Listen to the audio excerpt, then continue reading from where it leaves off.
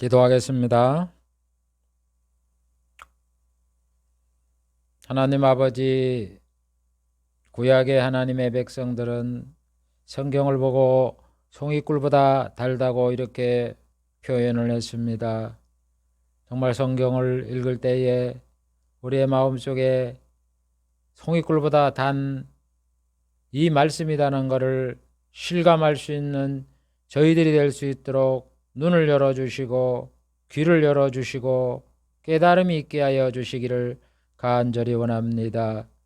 우리를 구원하기 위하여 하나님께서 모든 것을 성경에다 미리 예언을 해놓고 그 예언대로 그대로 이루어지는 이 장엄한 아름다운 일들을 우리가 살펴보면서 성경은 정말 송이꿀보다 단 그런 말씀이구나 하는 것을 깨닫고 감탄하고 탄복하고, 그래서 그 생명의 말씀, 은혜의 말씀을 가장 귀중하게 여기는 저희들이 될 수 있도록 주님께서 성령으로 감화감동시켜 주시기를 원합니다. 지금 이 시간에도 귀한 말씀, 생명의 말씀, 영생의 말씀을 살펴보려고 하오니 주의 성령께서 임하여 주시어서 잘 깨달아 전달할 수 있게 하시고 듣는 성도들에게도 감화감동하사 이 말씀을 잘 깨달아 알 수 있도록 도와주시옵소서. 예수님의 이름으로 기도하옵나이다. 아멘. 이 시간에는 복음인 새 언약이다 23번째 시간입니다. 그리고 새 언약의 내용 중에 첫 번째 예수님에 대한 언약과 성취 23번째 시간입니다. 그리고 예수님에 대한 언약의 내용 중에 22번째 신문과 재판에 대해서 살펴보려고 합니다.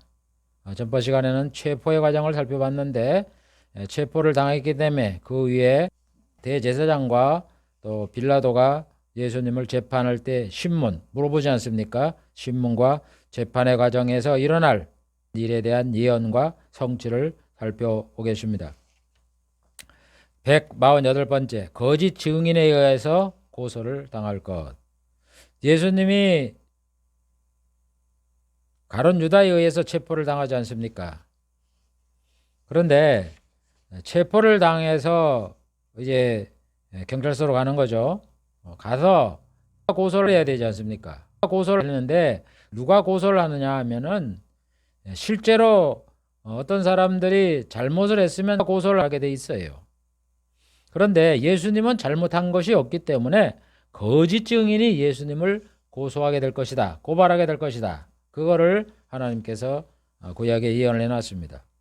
시편 35편 11절에 다윗은 말하기를 불의한 증인이 일어서서 내가 알지 못하는 일로 내게 힐문하며, 이런 말씀이 있습니다. 힐문한다는 것은 잘못하지도 않았는데 이런 일을 했다고 뒤집어 씌워갖고 트집을 잡아서 묻는 것을 말하는 거예요. 그러니까 거짓 자백을 받아내는 거죠. 너 실제로 일을 안 했는데 너 이런 일을 했지 않았냐? 그래가면서 막 거짓증을 갖다 놓고서 그 사람을 올가매는 게 있어요. 네, 가끔가다 뭐 전 세계 마찬가지면 우리나라도 보면은 특히 그 정치 사범들에 대해서 일이 실제 안 일어났는데도 반대파를 그 제거하기 위해서 말이죠. 없던 일을 있는 일로 만들어 갖고 거짓 증인을 세우고 이렇게 해서 상대파를 제거하는 일들이 많이 있잖아요. 그 흑역사들이. 그 예수님도 그렇게 돌아가신 거예요. 거짓 증인들이 예수님을 트집 잡아서 잘못했다고 덮어 씌우는 거예요.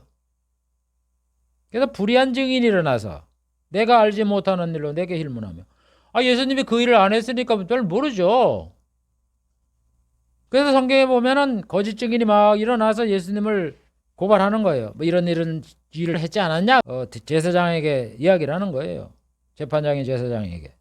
마가복음 14장 57절에도 어떤 사람이 일어나 예수를 쳐서 거짓 증거하여 가로되, 여러분 구약의 계명에 거짓 증거하지 말아라 그랬는데 이 사람들이 예수님을 십자가에 못 박게 하려고 거짓 증인을 해오는 거예요. 그러니까 십계명을 가만히 생각을 해보면 이게 우리가 거짓 증거하지 말아라 그러면 다른 사람을 모해하기 위해서 거짓 증거를 하지 말아라 이렇게 계명이 나왔지 않겠나 생각을 했는데 여러분 이 거짓 증거라도 예수님을 죽이는 거예요. 그러니까 야, 이 십계명이 예수님이 그 이 땅에 오셔서 잡혀 돌아가시기 1500년 전에 모세한테 준 계명인데 이게 예수님에게 적용되는 말씀이구나. 그걸 지금 제가 깨달았습니다. 할렐루야. 아, 이게 그런 깊은 뜻이 있네요. 거짓 증거하지 말아라 그러더니 세상에 다른 사람을 거짓 증거를 해서 그 사람이 피해를 입게 해도 나쁜 건데 아니 예수님을 십자가에 못 박게 죽게 하는 이런 거짓 증인을 세웠으니 이 사람은 얼마나 바보스러운 사람입니까? 자기 그러면서도 율법을 달달달달 외우고 계명을 달달달 외운다고 야 구계명에 보면은 내 이웃에게 거짓 증거하지 말아라 그랬는데 참 이 사람들 그것도 모르고 대제사장에게 충성하고 그러면은 율법을 잘 지키는 줄 알고 이렇게 생각을 했는데 이 사람들이 거짓 증인을 세워서 세상에 하나님의 아들이신 구주이신 예수님을 죽게 만드는 이런 거짓 증거자로 셌으니 참 안타깝고 불쌍하고 그러면서도 그 예수님을 죽게 만들었으니 회개를 안 했더라면 그 죄값은 뭐 지옥을 가서 고통을 당해도 뭐 할 말이 없네요. 그 일들을 거짓 증거하도록 계획했던 사람들이 누구예요? 진행했던 사람이 대제사장들이 아니에요. 마태복음 26, 59, 61 대제사장들과 온 공회가 여러분 그 당시에 구약의 이 종교 지도자가 누구냐? 대제사장이에요. 그 다음에 거기에 71명인가 뭐 70여 명으로 구성된 그 종교의 지도자들이에요. 이 사람이 예수님을 죽이려고 거짓 증거를 찾는 거예요. 그 사람들을 모집을 한 거예요. 예수님에 대해서 한 일에 대해서 벌을 주려고 그러니까 그 죄를 우리에게 알려달라. 그래서 거짓 증인이 많이 왔다 이런 얘기예요. 거짓 증거를 찾으매 죽이려고 그를 칠 거짓 증거를 찾으매 거짓 증인이 많이 왔으나 얻지 못하고 보니까 두 사람이 와서 말하되 이 사람이 말이 내가 하나님의 성전을 헐고 4월에 지을 수 있더라 하더라. 헤롯 왕이 성전을 46년 동안 확장 리모델링을 했는데 이 사람은 그걸 헐고 지을 수 있다고 이렇게 얘기를 하니까 이 사람을 잡아넣어야 된다 이런 뜻이죠. 여러분 이 교회가 말이죠. 우리 교회 지도자라는 사람들 정말 조심해야 돼요. 여러분 말로는 교회를 위해서 주님을 위해서 하나님을 위해서 한다 그러지만 대제사장과 온 공회가 이 사람들이 하나님을 위해서 정말 충성하라고 헌신을 해야 될 이런 자들입니다. 주도적으로 평신도들보다. 이 사람들이 어떻게 했습니까? 예수님을 잡아주기는 1등 공신이 됐다고요.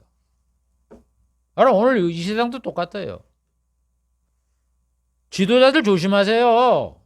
특히 총회, 노예 이런데 이 공회에 들어갈 사람이 그러듯이 총회장, 뭐 원로 총회장, 뭐 또 연합회장, 총무네 뭐네 감투 써갖고 하는 사람들이 말로는 내가 하나님을 위해서 교회를 위해서 이런다 그러면서 예수님을 쳐서 죽이는 이런 일과 같이 하나님의 영광을 가르는 일들을 얼마나 많이 하는 줄 아세요?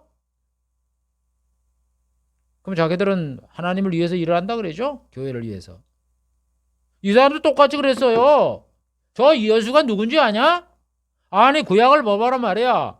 하나님 한 분밖에 없는데 지가 하나님이래 하나님의 아들이래. 이런 참남된 일. 자기를 하나님이라 그러니까 이처럼 신성을 못 얻어가는 일이 어디 있느냐? 그걸 잡아 죽여야 되는데 증거가 없다 이거요. 그러니까 너들 그 사람에 대한 증거를 갖고 오라. 이렇게 얘기를 해요. 얼른 보면 맞는 말 아니에요. 얼마나 하나님을 정말 말씀을 잘 지키는 이런 충성된 자이고 율법을 고수하고 지키는 이런 자 아니에요. 그런데 실제가 그랬어요? 자기 명분은 그랬죠? 아니 하나님이 그렇게 율법을 통해서 보내주겠다는 구주를 죽게 만드는 이런 짓을 해놓고 나서 오늘도 똑같아요. 이래 보면은 교회를 위해서 뭐 기독교를 위해서 뭐 이 총회장이나 이런 사람들 정치하는 이 목사를 일을 하면서 순수한 목회를 안 하고 정치에 관심 있는 분들 조심하세요. 당신들이 하는 일 8, 90% 이상이 전부 다 이런 짓거리예요.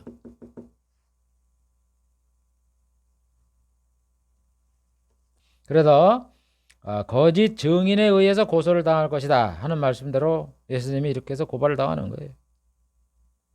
거짓 증인을 모집해서 대제사장과 서기관들이, 그래서 여러 사람들이 와가고 뭐 이런 짓을 했다 이런 짓을 했다 그러면서 고발을 하는 거죠. 고소장이 있어야 고발을 하잖아요. 잘못이 있어야 고발을 해죠. 다음에 149번째 신문을 당하실 것. 신문이라는 거는 뭐예요? 재판을 받을 때 법정에서 네 나이가 몇이고 주소가 뭐고 뭐 직업이 뭐고 성명이 뭐다 이런 걸 이렇게 묻는 게 있습니다. 이거 확인하는 거죠. 본인이 맞냐 이런 얘기죠. 그러면서 자기가 한 그 일에 대해서 신문을 당합니다. 질문을 받고 그런단 말입니다. 그거를 성경이 예언해 놓고 있습니다. 이사야 53장 8절 그가 곤욕과 신문을 당하고 끌려갔으니, 예수님이죠. 신문을 당하고 끌려갔다. 재판을 받고 십자가에 끌려가잖아요. 신문 받을 것을 여기 얘기를 하고 있습니다. 재판 받는다 이런 얘기죠. 그래서 예수님이 먼저 관원들에게 체포를 당하고 신문을 당하는 거예요. 마태복음 26장 62절 제사장들이 일어나서 예수께 묻되 아무 대답이 없느냐 물어보는 거. 내가 이런 일을 하지 않았느냐 이러니까 아무 대답이 없는 거. 했으면 했다라고 안 했으면 안 했다 그러지. 여러분 재판이라는 거는 고소하는 죄가 있더라도 그걸 재판장이 물어봐요. 그래도 네가 이거 했냐 안 했냐 물어봐요. 왜 안 했다 그러면 자꾸 이제 증거를 대는 거예요. 했다라고. 그러다 결국에 가는 그 사람 했다 그래요. 그러면 죄가 이런 내용이 있었는데 언도를 하는 거예요. 그래도 네가 이런 죄를 범하지 않았느냐 이런 증거도 있고 물증도 있으니까 네가 하지 않았냐 이걸 묻는 거예요. 그러니까 본인 자백이 제일 중요한 거죠. 재판이라는 거는. 그런데 예수님은 이런 일을 하지 않았냐가 물어보면 대답이 없어요. 했으면 했다 그러고 안 했으면 안 했다 그러지. 그래서 신문을 당할 거를, 재판 당할 거를 구약에 예언한 대로 예수님이 그 대제사장에게 재판을 당하시는 겁니다. 그 다음 150번째 신문에 침묵하실 걸. 왜 예수님이 제사장이 물어보면 대답 안 했느냐. 성경에 대답하지 않는다라고 말씀을 했기 때문에 안 하시는 거예요. 예수님이 뭐 그 이해 못해서 그런 것도 아니고 신문에 침묵할 거를 성경에 예언을 해놨기 때문에 안 했다고요. 이사야 53장 7절 그가 곤욕을 당하여 괴로울 때에도 그 입을 열지 않음 같으니 마치 도수장으로 끌려가는 어린 양과 털 깎는 자 앞에서 잠잠한 양같이 그 입을 열지 아니하였도다. 예수님이 신문을 곤욕을 당해서 괴로울 때도, 여러분 죄를 안 졌는데도 불구하고 잡혀가서 구속돼서 거기서 재판을 받으니 그게 얼마나 곤욕을 당하고 괴롭습니까? 그럴 때도 입을 안 열었다고. 뭘 물어보면 내가 오락이 왔다. 그래 그럼 내가 왜 여기 왔는지 한번 죄를 대봐라. 이 얘기를 하면 나 안 했다. 변명을 해야 되잖아요. 그래 얼른 나가지. 근데 예수님 한마디도 안 하신다고요. 도살장에 끌려가는 어린 양과 털 깎는 자 앞에서 잠잠한 양같이 입을 열지 않았다. 제가 도살장으로 끌려가는 어린 양이 입을 열었는지 안 열었는지 모르겠는데 이 털 깎을 때 보면은 양들이 조용해요. 우리 강아지도 털을 제가 가끔 깎아주는데 조용해요. 이상하더라고요. 그래서 이 예수님이 침묵을 하신다는 것들이 700년 후에 이루어지는 거예요. 그래서 성경에 예수님이 그 침묵한 거에 대해서 나오는데 제가 구체적으로 살펴봤어요. 첫 번째로 예수님의 침묵을 기록함. 예수님이 침묵을 할 거라고 성경에 이 사복음서 저자들이 다 여기에 기록을 해놨어요. 여러분 성경에 보면은 마태, 마가, 누가, 요한복음 있는데 어떤 거는 이 저자는 기록을 하고 이분은 안 하고 이런 게 있는데 요건 다 기록을 해놨어요. 마가복음 14장 60절 61절에 보면 대제사장이 가운데 일어서서 예수님에게 물어가라 너는 왜 아무 대답이 없느냐. 이 사람들이 너를 치는 증거가 어떠하냐. 이 맞냐 틀리냐 이런 얘기죠. 그러면 그렇다 아니다 대답을 해야 되는데 잠잠하고 아무 대답도 안 하시거늘. 예수님 대답을 안 했다 이렇게 성경에 기록을 해놨어요. 그 다음에 빌라도가 신문을 할 때는 예수님께서 침묵을 했다 하는 거를 사복음서가 다 기록을 해놨어요. 마태복음 27장 12절 13절. 대제사장과 장로들에게 고소를 당하여 아무 대답도 아니하시는지라. 빌라도가 가로되 저희가 너를 쳐서 얼마나 많은 거로 증거하는지 듣지 못하느냐. 왜 저 사람들이 너를 잡아서 벌을 주려고 많은 증거를 가지고 고소를 하는데 너 변명을 해야 될 거 아니야. 기면 기다 아니면 아니다. 그러면서 빌라도가 얘기를 했다고 마태가 기록을 해놨고 마가도 그걸 똑같이 기록을 해놨습니다. 15장 4절 5절. 빌라도가 또 물어가로되 왜 아무 대답이 없느냐. 저희가 얼마나 많은 걸로 너를 고소하는가 보라. 그러면서 빌라도가 예수님이 아무 대답을 안 하는 걸 보고 기이히 여기더라. 이상하죠. 아니 억울하게 자기가 죄를 뒤집어주고 죽는 사람이 이 세상에 누가 있습니까? 다 살라 그러고 있는 죄도 없다 그러면서 변명을 하고 거짓말을 시키고 나오는 사람이 부지기수인데 누가 사람들이 없는 죄를 뒤집어쓰고 벌을 당하는 사람이 누가 있겠어요. 그러니까 빌라도는 생각하기를 내가 볼 때 저 사람이 죄진 사람이 아니고 분명히 예수님이 능력을 행하니까 시기로서 잡아 넣으려고 거짓 무고로 잡아 넣으려고 그러는 걸 내가 뻔히 아는데 그러면 너래도 이런 일을 했다 안 했다라고 이렇게 하면 내가 방면해 줄 텐데 그런 얘기도 안 하고 그러니까 이상하다. 너는 참 내 속을 모르겠다. 이렇게 말하는 거예요. 재판하는 빌라도가 총독이. 누가복음 23장 9절에도 이걸 기록했습니다. 빌라도가 여러 말로 물으나 아무 말도 대답지 아니하시니. 요한복음 19장 9절에도 다시 관정으로 들어가서 예수께 말하되 너는 어디로서냐 하되 빌라도가 물어보는 거죠. 예수님이 대답하여 주지 아니하시는지라. 그래서 예수님의 침묵한 거를 성경에 의도적으로 기록을 해놨습니다. 이사야가 예언을 했기 때문에. 그다음 두 번째, 수치로 본 침묵. 예수님이 침묵을 할 것이다 라는 걸 기록했을 뿐만 아니라 성경이 기록을 숫자로 한번 분석을 해봤어요. 사복음서에 보면은 예수님이 신문할 때 침묵했다 그랬으니까 신문하기 전에 예수님이 하신 말씀, 그 다음에 잡혀서 신문하는 과정에 예수님이 하신 말씀을 비교를 해보면 알 수 있어요. 그래서 제가 두 가지 마태복음 22장부터 27장, 요한복음 13장부터 19장을 한번 뽑아봤어요. 그래서 하나하나 분석을 해봤습니다. 쉬어봤어요. 그래서 마태복음과 요한복음의 비교를 하면 마태복음 22장부터 27장까지, 요한복음 13장부터 19장까지 그 있는 내용 중에 그 예수님이 잡히기 전에 하신 말씀, 그 다음에 잡힌 후에 하신 말씀을 비교를 해봤어요. 그랬더니 마태복음에서는 총 그게 238절이에요. 그런데 예수님이 잡히시기 전에, 신문 받기 전에 예수님이 말씀하신 절이 194절로 81.5%예요. 그 다음에 요한복음 3장부터 19장까지를 보면은 167절이에요. 거기에 예수님이 말씀하신 절이 134절이에요. 그것도 80%예요. 80.2%. 그런데 예수님이 신문을 받고 대답할 때 그 절수를 보면 마태복음은 총 84절이에요. 그런데 예수님이 말씀한 건 달랑 3절이에요. 3.5%. 마태복음 예수님이 신문 받기 전에는 80%를 예수님이 하신 말씀으로 기록을 했는데 그래서 신문 이후에 예수님이 말씀하신 거는 달랑 3절이라고. 3절.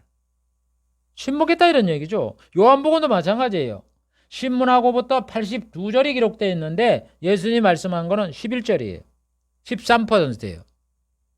13%는 이건 많은 건데 이유가 있습니다. 다른 거 얘기 안 해요. 구약에 있는 말씀을 이루려고 말씀한 거지.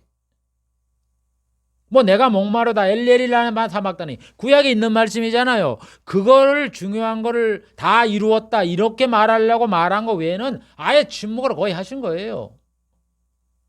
참 신기하죠. 신문 받기 전엔 예수님이 80%대가 되는 엄청난 말씀을 하셨는데 신문을 받고 난 다음에는 겨우 3.5%, 13%. 그것도 그 말씀하신 것이 구약에 예수님이 꼭 하셔야 될 말씀, 그걸 말씀했다고요. 여러분, 이렇게 하나님의 말씀을 성취하는 거예요. 성경의 저자들도 아무나 뭐 성경 썼다 그래갖고는 내가 뭐 아는 대로 내 마음대로 그냥 성경 쓴 게 아니에요, 여러분. 성경을 그렇게 우습게 여기지 마세요. 성령의 감동을 받았다고요. 이거 기록해라 이거 하는 것도 감동을 받았다고요. 예수님에 대한 얘기가 그 기록을 하면 세상에 둘 곳이 없다고 엄청나게 많은 이야기를 뽑고 간추려서 한 게 사람이 뽑은 게 아니라고요. 성령께서 하신 거라고요. 감화해서. 여러분, 그런데 이 성경에 오는 구절을 지멋대로 그저 늙고 66권을 갖다 80 몇 권으로 만들고 빼고 지멋대로 사람이 그 성경에 이거 신약 구약 캐논으로 만들지게 사람이 뭐 결정을 하고 기록했다 그래갖고 사람이 마음대로 해서 그 후대의 사람들이 그걸 늙고 빼고 사람이 한 거밖에 안 보입니까? 그래서 이단이 되는 거예요, 여러분. 천주교가 이단이 되는 거예요. 이 성경을 갖다가 해석을 할 때 보면은 아주 이 성경의 성령의 감동이라는 이야기는 쑥 빼버리고 그냥 사람들의 글로서 뭐 생각을 하고 지멋대로 해석을 하고, 하나님 말씀 그렇게 하면 안 됩니다. 저도 마찬가지예요. 성경의 말씀의 원뜻이 무엇인가 그거를 더하지도 말고 빼지도 말고 다 이렇게, 그래도 저도 인간인지라 자꾸 그 기억이 한계가 있어서 그런지 그 이야기에다가 다른 얘기를 갖다 다 이렇게 섞는 경우가 많아요. 그래서 제가 편집할 때 많이 빼는데도 나가는 게 있어요. 얼마나 두렵고 떨리는 마음으로 우리가 설교를 하고 이걸 가르쳐야 되는데. 그 다음 151번째 진실만을 말할 것. 예수님은 침문을 하면 침묵하시지만 진실, 사실만을 말할 것을 하나님께서는 예언해놨습니다. 이사야 53장 9절. 그는 강포를 행치 아니하였고 그 입에 괴사가 없었으나. 괴사라는 게 뭐예요? 속이는 말이잖아요. 진실만을 말하는 거죠. 그래서 예수님께서는 제 제장 앞에서 신문을 받을 때 거짓말을 안 해요. 사실만을 얘기한 거예요. 마태복음 26장 63, 64절에 예수께서 잠잠하시거늘 제사장이 가로되 내가 너로 살아계신 하나님께 맹세하게 하노니 내가 하나님의 아들 그리스도인지 우리에게 말하라. 예수께서 가라되 내가 말하였느니라. 내가 너에게 이르노니 이후에 인자가 권능의 우편에 앉은 것과 하늘 구름을 타고 오는 것을 너희가 보리라. 보세요. 예수님이 침묵을 한다 그래도 침묵을 안 해요. 그런데 진실은 말해요. 대제사장이 물어보잖아요. 네가 하나님의 아들 그리스도인지 말하라. 그러니까 네가 말했다. 맞다는 얘기죠. 그러면서 덧붙여서 뭐라 그래요? 이후에 인자가 권능의 우편에 앉을 것, 구름을 타고 오는 것을 보게 된다. 재림한다고 얘기하잖아요. 여보세요. 예수님이 하신 말씀은 진실만을 말하고 꼭 필요한 것만 얘기하지 자기를 변호하는 말씀은 전혀 안 하고. 아니 예수님이 이 땅에 죽으러 오셨는데 죽으셔야지 뭘 변호를 합니까? 그래서 말씀을 안 하는 거예요. 이것이 예수님이 대속적인 죽음, 우리를 대신해서 죽었다는 아주 결정적인 증거가 되는 거예요.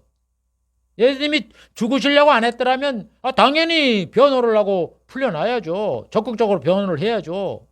왜 안 했냐? 성경이 우리의 죄와 허물을 위해서 대신 죽으신다 그랬으니까 뭐 무슨 꼬투리를 잡더라도 그냥 죽으시는 거예요. 그냥 그게 예수님 하실 일이요. 그게 마귀의 일을 머리를 멸하는 거고 마귀를 잡는 거고.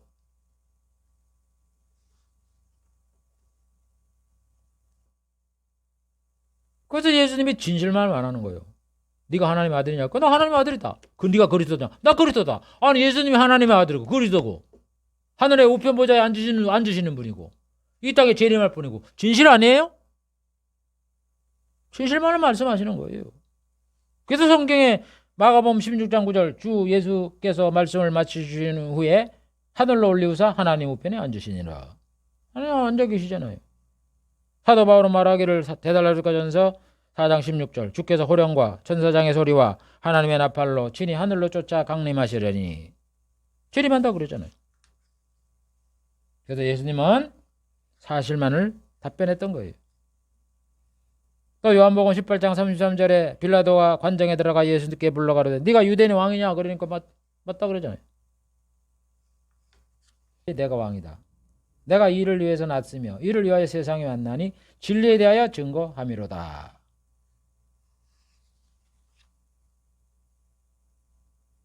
그 다음에 우리를 구원하기 위해서 오셨고 그분은 만왕의 왕이시고. 그게 진리잖아요. 그 성경의 복음의 내용이 진리인 거예요. 사람이 만든 게 아니에요. 이와 같이 그리스도는 사실만을 말씀한다 하는 구약의 약속대로 예수님은 자신에 대해서 거짓 증거, 죄에 대한 변호에 대해서는 침묵을 하시고 사실만을 대답하셨습니다. 그 다음 152번째 형벌, 실형을 선고받게 될 것. 이렇게 해서 예수님이 이제 대제사장에게 사형이라는 선고를 받고 그 다음에 또 총독에게 넘겨져서 사형 선고를 받잖아요.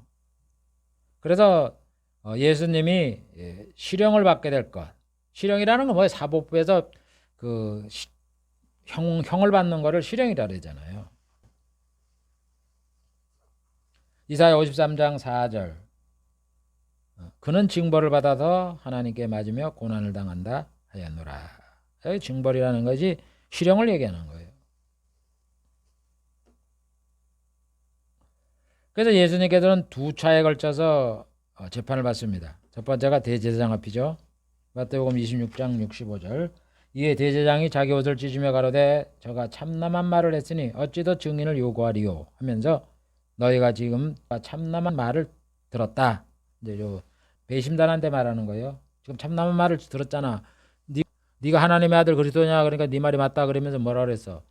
이제는 한술 더 떠서 하나님 우편 보좌에 앉을 것이고 이 땅에 재림하신다. 이걸 들었지 않았냐 이런 얘기예요. 그래서 생각이 어떠하냐? 이제 증거 찾고 이럴 필요가 없다 이거예요. 생각이 어떠하냐? 그래 배심은 뭐라 그래요? 대답하여 그러되 저희는 사형에 해당한다. 이렇게 해서 사형 선고가 내려지는 거예요. 그래서 여러분 예수님은요 유대인 대제사장 사내들인 공회의라 그러잖아요. 거기에서 사형 선고를 받았고 그것이 집행을 안 했어요. 유대인들이. 집행을 하면 예수님 십자가에 안 달리잖아요. 유대인들은 절대 나무에 안 매답니다. 나무에 매달리는 바는 하나님께 저주를 받았기 때문에 백성으로 끊겨지기 때문에 그걸 자기들이 결정을 안 해요. 그래서 절대 이스라엘 역사에 이스라엘 백성을 나무에 매단 적은 없습니다. 아무리 악인이라도. 그래서 예수님은 나무에 달려 죽는다고 예언을 했기 때문에 하나님 그 말씀을 이루려고 유대인들에게 그걸 못하게 하는 거예요. 이 사람들은 이제 생각을 했겠죠. 성경의 말씀을 이루려고 그러는 게 아니라 이 사람들 생각은 뭐예요? 예수님 이제 이렇게 거짓 증인을 새겨서 우리의 정적을 제거를 해버리니까 우리가 이제 권세를 누리자 이거예요. 그러니까 우리 손으로 하지 말고 총독한테 갔다가 고소를 해갖고 그 사람 손으로 죽이게 하자. 이렇게 깨를 쓴 거예요. 원래 정치인들이 얼마나 아주 교활합니까?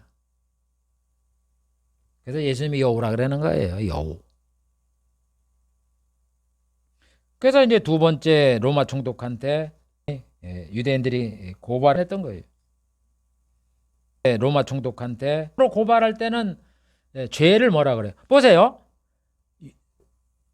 유대인들이 사형을 내리는 예수님의 죄가 뭐예요? 참남한 말을 들었다. 그랬으니까 네가 하나님의 아들 예수 그리스도냐? 지금 참남죄, 신성 모독죄가 사형이라고 선고를 내렸잖아요. 그런데 이 사람들이 총독한테 예수님을 고발할 때 이 사람 죽이시오. 이 사람이 자기가 하나님이라 그랬습니다. 신성 모독죄로 우리가 사형을 처했는데 당신이 그걸 처리하세요. 이러면서 신성 모독죄로 고발해야 되는데 이 사람들이 예수님을 고발할 때 뭐라 그랬어요? 성경을 보면은 저가 왕이라 그랬다. 그러면서 우리가 로마의 식민지 생활을 하고 있는데 우리의 황제는 로마의 카이사르 황제인데 이 사람이 왕이라 그랬으니까 이거 반역죄가 아니냐. 이래서 로마 사람들의 구미에 맞는 죄목 말을 해서 예수님을 고발하라는 거예요. 그러니까 얼마나 이 정치인들이 교활한지요. 요럴 땐 요래고 자기들은 예수님을 신성 모독죄라 그래서 사형을 내려놓고 그걸 또 로마한테 고발을 할 적에는 이 사람이 반역죄로 왕이라 그랬다. 그것도 왕도 자기를 대적하는 게 아니라 결국은 자기를 대적해서 미워서 정적을 제거하면서 로마 황제에게 대적을 하는 반역자다. 이런 명분을 세워서 예수님을 고발을 하는 거예요. 아, 얼마나 정치인들이요. 교활한지요. 악인들이 이렇게 교활한지.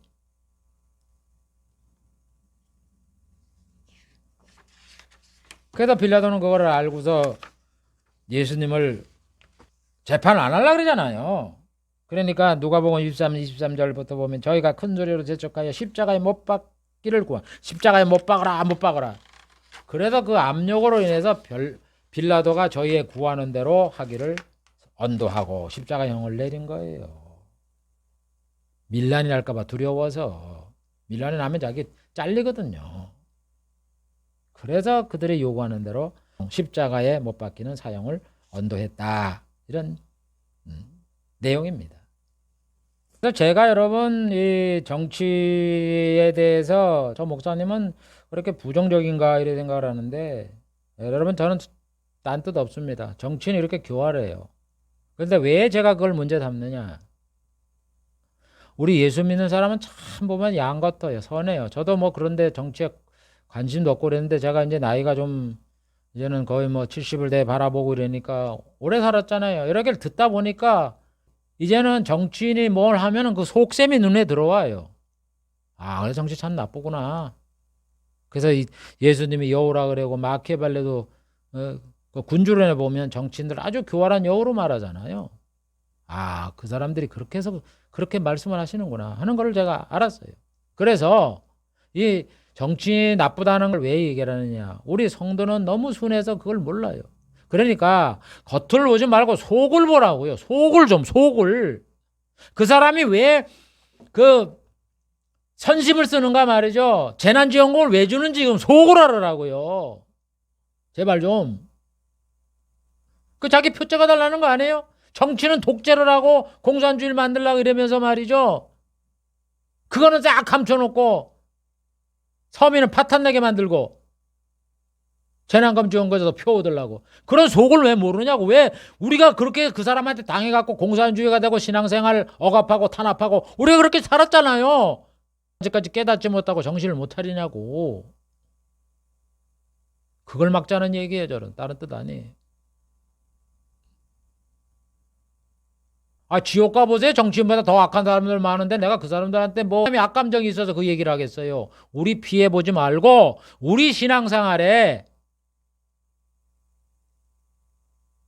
장애를 주는 그런 일을 막자는 거예요. 지혜로워져서. 예수님 뭐라 하세요? 비둘기처럼 순결하고 뱀처럼 지혜로우라 그랬잖아요. 우리는 정치인처럼 그런 나쁜 행실을 하면 안 돼요. 우리는 비둘기처럼 순해야 돼요. 그러나 뱀처럼 지혜로우라고요. 그 사람이 하는 속셈은 파악해서 그 사람 하라는데 하지 말고 대항을 하고 우리 살 길을, 신앙의 길을, 자유의 길을 찾아가자 이런 얘기예요. 성도로 그걸 마땅히 해야 될 일이에요. 그래서 말씀을 드리는 겁니다. 그래서 이스라엘 제사장과 관원들이 예수님을 죽일 권한이 있었지만 로마 총독에게 고소를 해서 재판을 받게 해요. 그래서 총독한테 제사장과 관원들이 고발하니까 빌라도가 뭐라 그럽니까? 요한복음 18장 31절. 빌라도도 누군데요? 총독인데, 정치꾼인데, 정치 구단이죠. 빌라도가 가로되 너희가 저를 데려다 너희 법대로 재판을 하라. 왜 너희들 법 있잖아. 자치법이 있잖아. 우리가 재판을 하는 거는 우리나라에 관한 거고 로마에서 그 법을 만들어 놨기 때문에 너희들 그 내적인 관습이라든가 이런 거 너희 법대로 하라 이런 얘기예요. 그러니까 유대인들이 뭐라 그럽니까? 우리에겐 사람 죽이는 권한이 없나이다. 야, 거짓말도 거짓말도. 아니 그래서 스데반을 죽입니까? 돌로 쳐 죽입니까? 여러분 우리는요 사람이 옳고 그름을 판단할 때 사람이 선한가 악이나 하는 거를 말만 듣고서 하지 마세요. 그 하는 행위를 보세요. 한 가지만 보면 10가지를 한다고. 너희들 법대로 처리하라 그러니까 사람을 죽이려고 그러는데 권한이 없어서 그렇다고. 그러니까 벌써 이 사람들은 예수님을 죽이려고 작정을 한 거예요.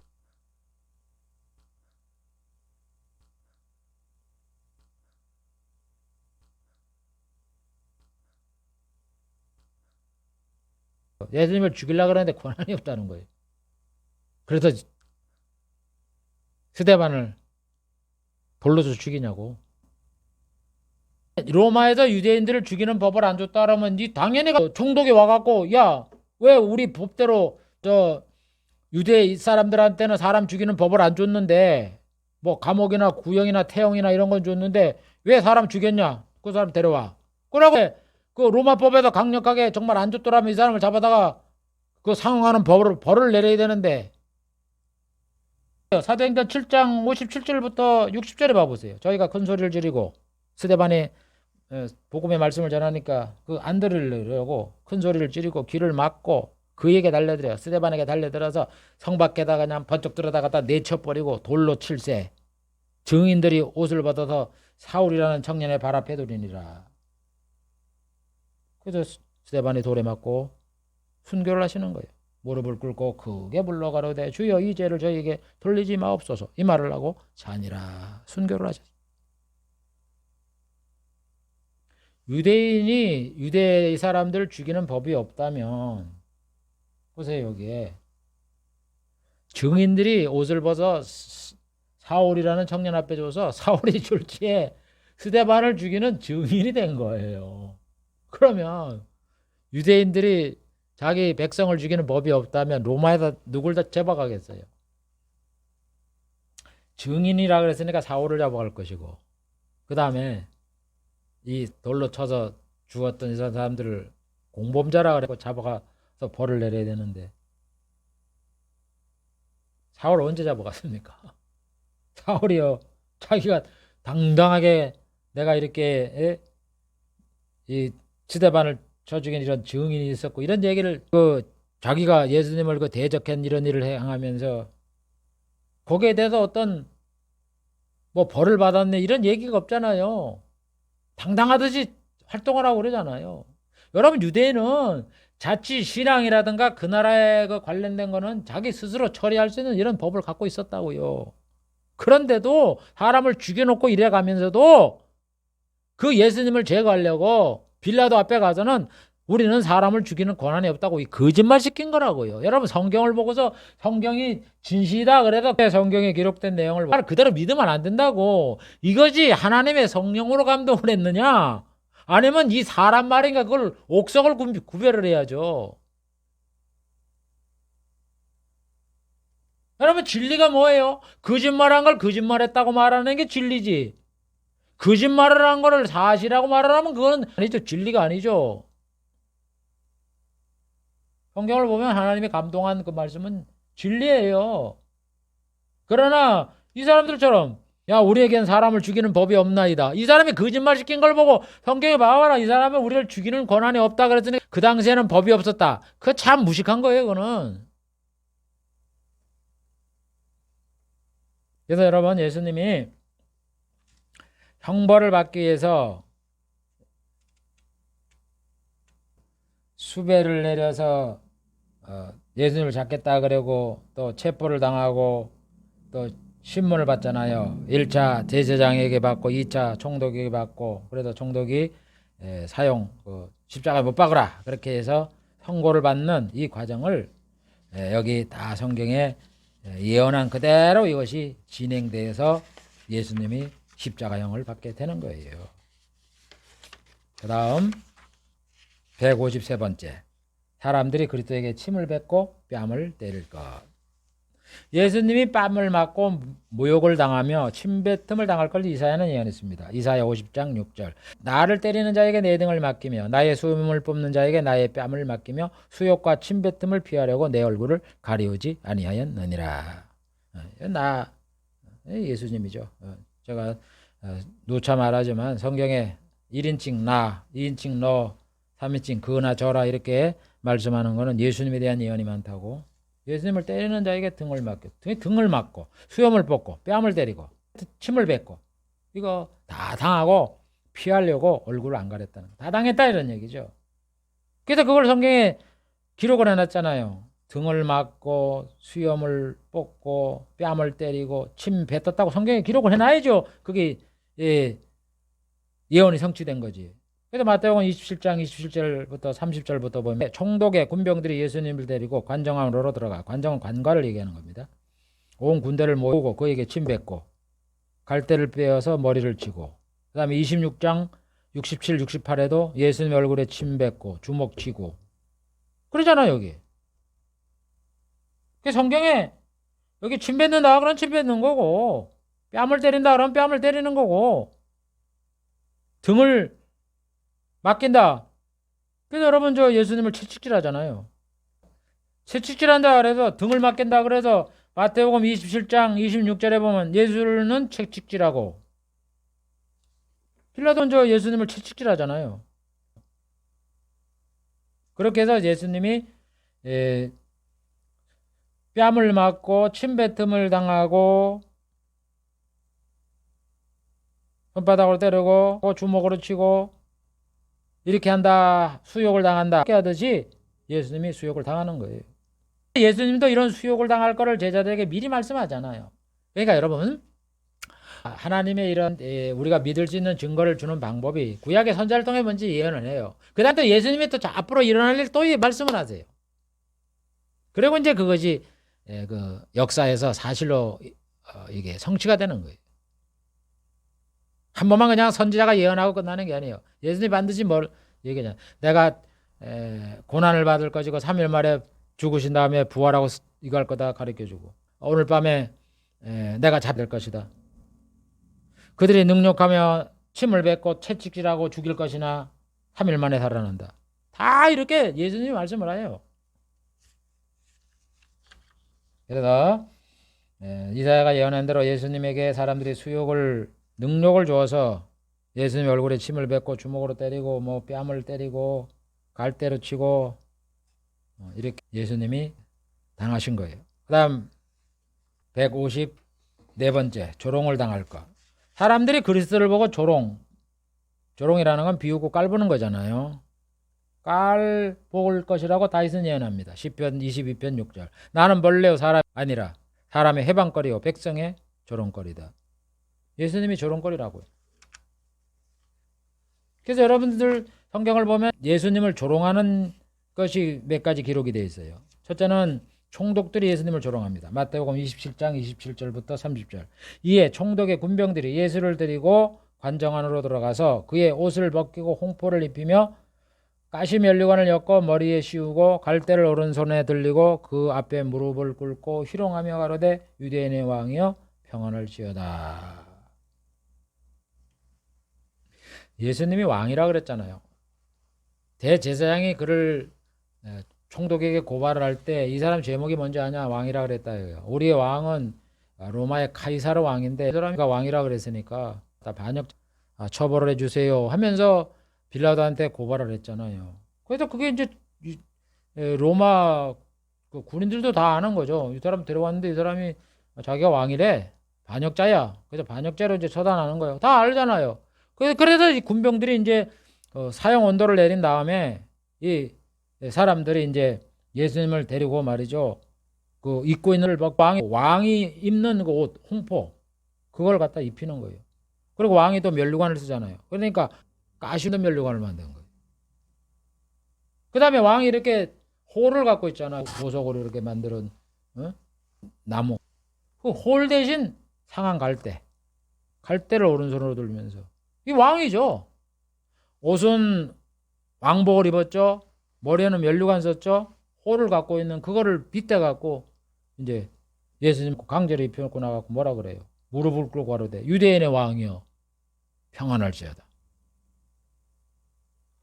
얼마나 조롱을 희롱을 합니까? 로마의 군병들이. 그 다음에 제사장과 서기관들 예수님을 조롱해요. 예수님이 십자가에 못 박혀 달렸을 때 뭐라 합니까? 마가복음 15장 31, 32. 그와 같이 제사장들도 서기관과 함께 희롱하며 서로 말하되 저가 남은 구원하실 때 자기는 구원할 수 없도다. 이스라엘 왕 그리스도가 지금 십자가에 내려와 우리를 보고 믿게 할지어다. 예수님이 십자가에 달리셨잖아요. 죽으시는 걸 이 사람들이 보고 희롱하는 거예요. 아니, 쥐가 구주면 남은 구원해주고 쥐는 스스로 구원 못 받네. 저런. 네가 구주라면 그 십자가에 달려드니까 나와보라는 거예요. 그래서 네가 진짜 구주도 하는 걸 우리도 좀 믿게 해달라. 이렇게 조롱을 하는 거예요. 그게 진심이에요? 조롱하는 거지. 이같이 여러분 다윗이 예언대로 예수님이 조롱을 당한다 그러더니 로마 군병한테도 조롱받고 대제사장과 서기관들에게도 이렇게 조롱을 당한 겁니다. 다음 155번째 채찍에 맞을 것. 이사야는 말하기를 예수님이 등을 맡긴다 이렇게 나와 있어요. 나를 때리는 자에게 등을 맡긴다. 등을 때린다. 그러면 등을 어떻게 맞을까? 뭐 손으로 때릴까? 이렇게 생각을 하는데 성경을 보니까 채찍에 맞는 거예요. 그래서 이사야는 저 구체적으로 53장 5절에 그가 채찍에 맞음으로 우리가 나음을 입었도다. 그리스도는 채찍에 맞을 것이라고 이사야는 예언했습니다. 그래서 예수님이 채찍에 맞잖아요. 마태복음 27장 26절. 이에 총독 바라바는 저희에게 놓아주고 예수님은 채찍이라고. 그래서 예수님이 채찍질에 맞게 된다 하는 예언대로 이렇게 채찍에 맞으셨던 겁니다. 오늘 한 내용을 정리를 해보겠습니다. 오늘 이 예수님에 대한 예언은 예수님이 잡히셔서 이제 재판하는 과정에 신문을 당할 것, 그 다음에 재판을 받아서 선고를 받게 된 그 과정에 일어날 일을 오늘 살펴보았는데, 첫 번째는 거짓 증인에 의해서 고소를 당하게 된다. 예수님은 죄가 없으니까 그 말대로 거짓 증인에 의해서 고소를 당했고, 그 다음에 신문을 받는다 이렇게 말씀을 했기 때문에 예수님이 사법부에서 재판을 받게 된다 하는 그런 내용이겠고, 그 신문에 대해서 예수님은 침묵할 것이다. 그 말씀대로 예수님은 침묵했다. 제사장 앞에서도 침묵했고 빌라도 총독 앞에서도 침묵했다고 성경에 기록을 해놨고, 또 실제 성경에 기록된 내용을 보면 마태복음과 요한복음을 보면은 예수님이 신문 받기 전에는 한 80% 이상이 예수님에 대한 말씀인데, 그 기록된 내용이 신문한 후에는 기록된 내용에 마태는 3%, 요한복음은 13%인데 그 말씀한 내용이 진실만을 만하기 위해서 말한 거지, 예수님이 내가 이런 죄를 안 졌다라고 변호하기 위해서 한 말씀이 아니다. 그래서 성경에 침묵하실 것이다 라는 그런 말씀을 이루었고, 사실만을 말씀할 것이다 하는 약속이 그대로 이루어졌다 하는 것을 우리가 살펴보았습니다. 그리고 예수님께서 재판을 받았기 때문에 실형을 선고받게 된다 하는 그 예언대로 예수님은 십자가에 못 박혀 죽으시는 사형 선고의 실형을 받게 돼서 예수님이 십자가에 돌아가시는 거예요. 그리고 예수님이 사람들에게 조롱을 당해서 뭐 침뱉음을 당하고 뺨을 맞고 뭐 등을 맞고 이런 일을 당한다는 그런 약속의 말씀처럼 예수님은 이런 모욕을 당했고, 그 다음에 조롱을 당한다 그래서 총독들도 조롱을 했고 대제사장과 서기관도 그를 조롱을 했고, 또 예수님이 채찍에 맞는다 이런 예언의 말씀대로 예수님은 로마 군병에 의해서 채찍에 맞고 십자가에 못 박이도록 십자가를 지고서 골고다 산성으로 올라가게 된 겁니다. 이와 같이 예수님께서 이 잡히시고 신문을 당하고 재판을 받고 실형을 선고받고 그 십자가에 달려 돌아가시는 이런 모든 과정을 하나하나 일어날 일들을 자세하게 여기 성경에 기록을 해놓았고 그 예언대로 이루어지는 겁니다. 채찍에 막 골고다산으로 올라가는 과정에 있을 일, 그 다음에 십자가에 매달릴 때 있을 일, 또 달리신 다음에 있을 일, 이런 구체적인 내용을 다 하나님이 선지자를 통해서 예언을 해놓았어요. 그거를 또 어떻게 이루어졌는가, 내용이 무엇인가, 그런 거를 다음에 또 살펴보겠습니다. 기도하겠습니다.